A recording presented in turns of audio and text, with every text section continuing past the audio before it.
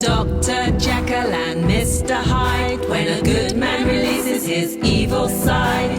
Mr. Hyde and Dr. Jekyll, who are the characters when the dust settles? A fortnight later, the doctor gave one of his pleasant dinners to some 5 or 6 old cronies, all intelligent, reputable men, and all judges of good wine.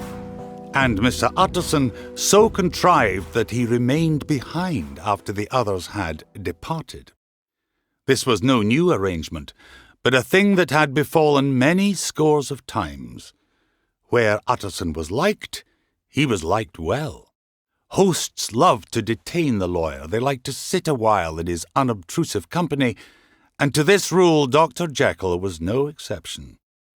As he now sat on the opposite side of the fire, a large, well-made, smooth-faced man of 50, with every mark of kindness, you could see by his looks that he cherished for Mr. Utterson a sincere and warm affection. "I have been wanting to speak to you, Jekyll," began the latter. "You know that will of yours?" A close observer might have gathered that the topic was distasteful, but the doctor carried it off gaily. "My poor Utterson," said he, "I never saw a man so distressed as you were by my will, unless it were that hide-bound pedant Lanyon, at what he called my scientific heresies. Oh, I know he's an excellent fellow, and I always mean to see more of him, but an ignorant, blatant pedant. I was never more disappointed in any man than Lanyon." "You know I never approved of it," pursued Utterson, ruthlessly disregarding the fresh topic. "My will?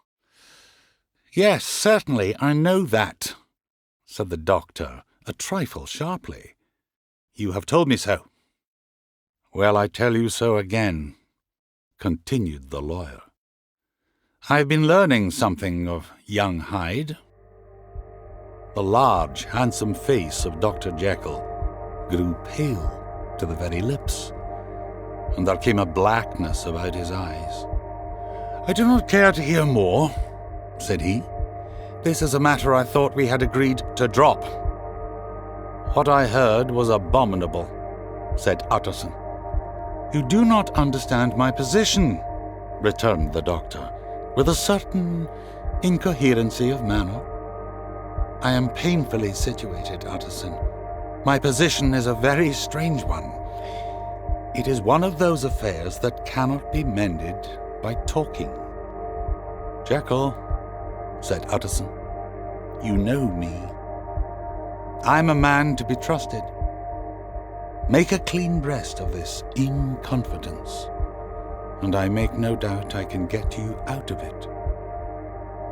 "This is very good of you, Utterson," said the doctor. "I believe you fully. I would trust you before any man alive. But indeed it isn't what you fancy. It is not as bad as that. And just to put your good heart at rest, I will tell you one thing. The moment I choose, I can be rid of Mr. Hyde.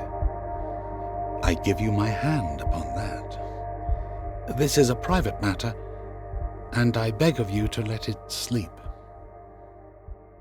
Utterson reflected a little, looking in the fire.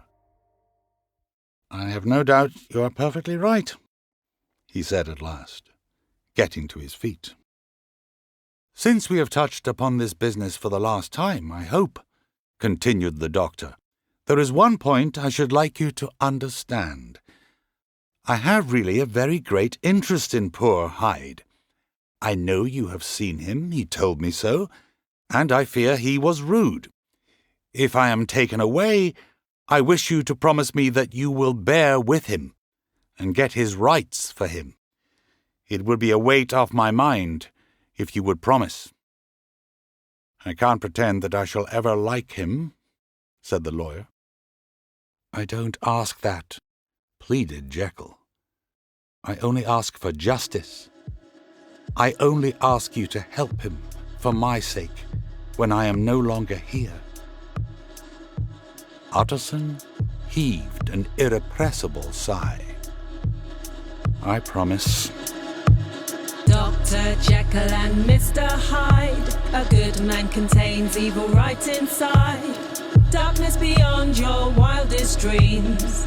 Let's explain the story's theme.